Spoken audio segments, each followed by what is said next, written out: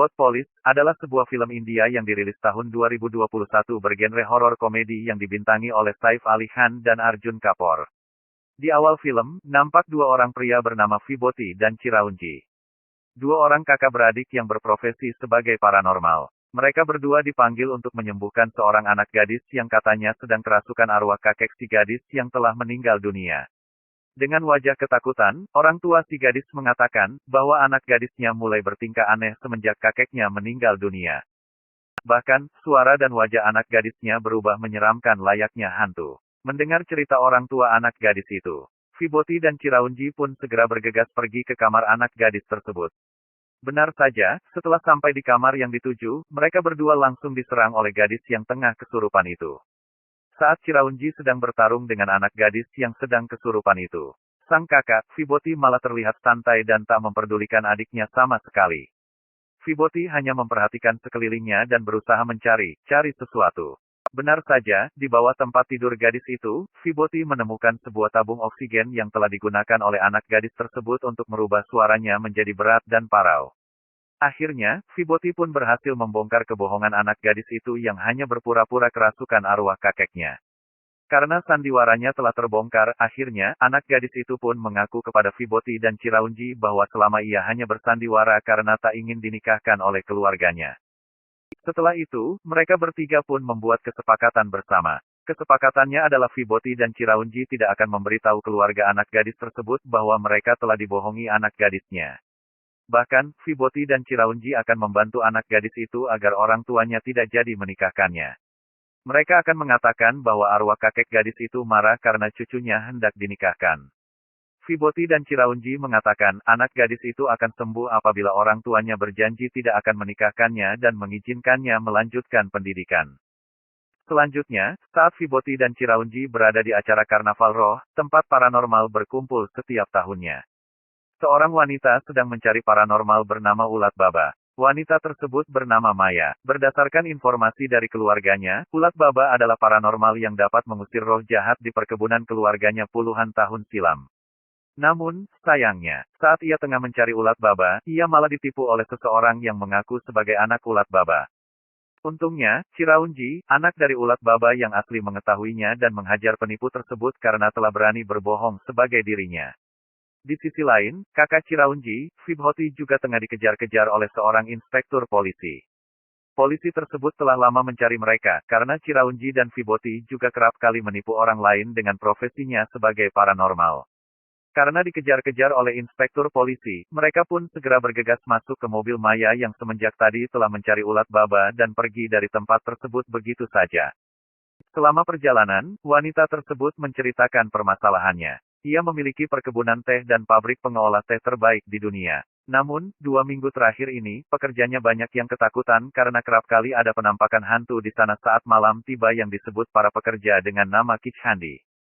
Saat telah sampai di tempat yang dituju, Chiraunji pun berusaha menenangkan para warga dan berjanji akan membantu mereka untuk menenangkan roh jahat tersebut. Saat malam hari, seorang warga hendak buang air besar di toilet luar rumahnya. Istrinya yang sedang menunggu di luar toilet dikejutkan dengan sebuah penampakan sesosok hantu hingga tak bisa berkata-kata.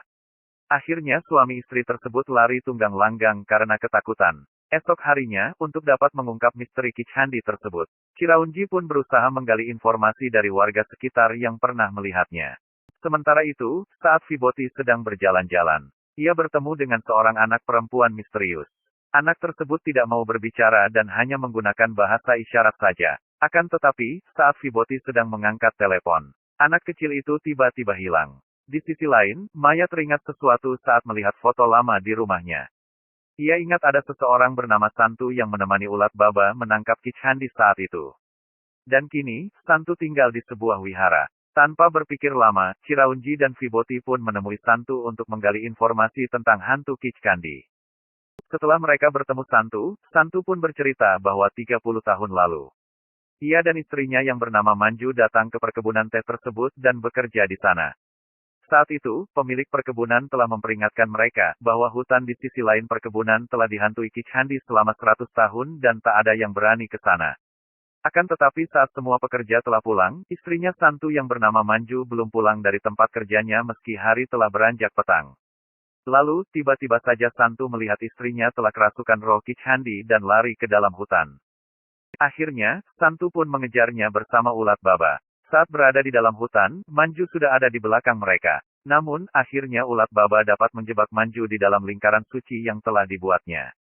Akhirnya, ulat baba berhasil mengeluarkan roh Kichandi dari tubuh Manju dan menahannya bersama sebuah tulang di dalam sebuah pot lalu menaruhnya di dalam sebuah batang pohon. Tapi sayangnya, nyawa Manju tak terselamatkan. Setelah mendengar cerita tersebut, Chiraunji dan Viboti pun bergegas mencari pot di mana Kichandi ditahan oleh ayah mereka dan berhasil menemukannya. Namun, Viboti tak percaya akan hal tersebut dan bermain-main dengan pot itu hingga pot itu jatuh ke tanah dan pecah. Selanjutnya, roh Kichandi pun terlepas sampai akhirnya, anjing peliharaan Maya membawa tulang Kichandi dan menaruhnya di bawah ranjang tidur Maya. Lalu, hal aneh pun terjadi. Tiba-tiba saja ranjang tidur Maya terangkat ke atas dan Maya pun ketakutan dengan apa yang telah terjadi. Mendengar teriakan itu, Chiraujenji dan Viboti pun bergegas pergi ke kamar Maya. Nampak, sesosok makhluk menyeramkan berada di atas mereka. Namun, mereka tak menyadarinya. Setelah itu, Chiraunji dan Viboti keluar untuk memasang sebuah jimat yang digantungkan di pintu rumah Maya. Saat hendak kembali ke tempatnya, tanpa sengaja Viboti melihat seseorang yang menyamar sebagai hantu dan mengejarnya. Ternyata orang tersebut adalah manajer pabrik yang menyamar sebagai hantu Kichandi untuk menakut-nakuti warga. Sang manajer mengatakan bahwa ia melakukan itu semua atas perintah atasannya, kakaknya Maya, Kanika, yang ingin menjual properti peninggalan ayah mereka. Tapi bukannya membongkar kedok mereka. Viboti malah ingin bersekongkol dengan mereka dan mendapatkan bayaran yang lebih besar. Setelah menjalankan aksinya dengan bersekongkol dengan mereka, tiba-tiba saja inspektur polisi yang lama telah mengejarnya datang untuk menangkap Chiraunji dan Viboti. Akan tetapi, saat berada di perjalanan, Viboti berhasil mengganggu inspektur polisi tersebut dan mobil pun oleng menabrak pohon sampai akhirnya mereka bisa kabur. Di sisi lain, Kanika dan manajernya mendengar sesuatu yang aneh. Mereka pun mendekat ke arah suara tersebut. Ternyata, sumber suaranya berasal dari seseorang yang sedang mengedor-ngedor pintu dengan kepalanya. Tak disangka ia adalah Maya yang telah kerasukan roh Kichandi. Kanika dan manajernya pun lari tunggang langgang karena ketakutan. Sementara itu, tanpa sengaja, Viboti bertemu kembali dengan gadis kecil aneh di dalam hutan. Lagi-lagi, gadis itu tidak berbicara dan hanya menggunakan bahasa isyarat saja, lalu Viboti pun menggendongnya. Di sisi lain, sang inspektur polisi kembali mengintai Viboti. Terlihat Viboti sedang berjalan seorang diri dan terlihat menggendong sesuatu yang tak terlihat di punggungnya. Saat inspektur polisi menghampirinya dan hendak menangkap Viboti, tiba-tiba saja gadis kecil itu hilang lalu berpindah mengganggu inspektur polisi itu hingga jatuh pingsan. Saat itu, barulah Viboti sadar bahwa gadis kecil itu adalah hantu dan ia lari ketakutan menemui adiknya, Chiraunji. Kepada adiknya, Viboti berkata bahwa kali ini ia benar-benar percaya bahwa hantu itu ada. Lalu, tiba-tiba saja ia mendengar teriakan seseorang dan pergi menghampirinya. Ternyata, teriakan tersebut berasal dari Kanika dan manajernya yang ketakutan dikejar-kejar Maya yang telah kerasukan roh Kichandi. Ternyata, Kichandi tengah mencari Titlia si hantu kecil yang beberapa saat lalu ditemui oleh Viboti. Selanjutnya, Kichandi pun menyerang Chiraunji, Viboti, dan Kanika. Setelah beberapa saat, Kichandi pun dapat menangkap Viboti dan mencekiknya. Namun, dengan mantranya, akhirnya Chiraunji dapat mengeluarkan roh Kichandi dari tubuh Maya. Saat Maya siuman, tiba-tiba saja ia memuntahkan sesuatu ke arah Viboti. Dan sekarang, roh Kichandi telah beralih ke tubuh Viboti. Saat Chiraunji hendak menenangkan kakaknya yang tengah kerasukan, ia melihat masa lalu hantu tersebut. Ternyata Kichandi mati setelah dibakar hidup-hidup oleh seseorang dan diikat di pohon tempat ulat baba memenjarakan rohnya. Namun, sebelum meninggal, Kichandi memanggil Titlia anak gadisnya yang masih kecil. Akhirnya, Chiraunji pun membantu Kichandi untuk bertemu dengan anak gadisnya itu di hutan. Setelah mereka dapat menemukan Titlia, Kichandi pun keluar dari tubuh Viboti dan memeluk Titlia dengan damai dan terbang ke angkasa. Dan film pun selesai.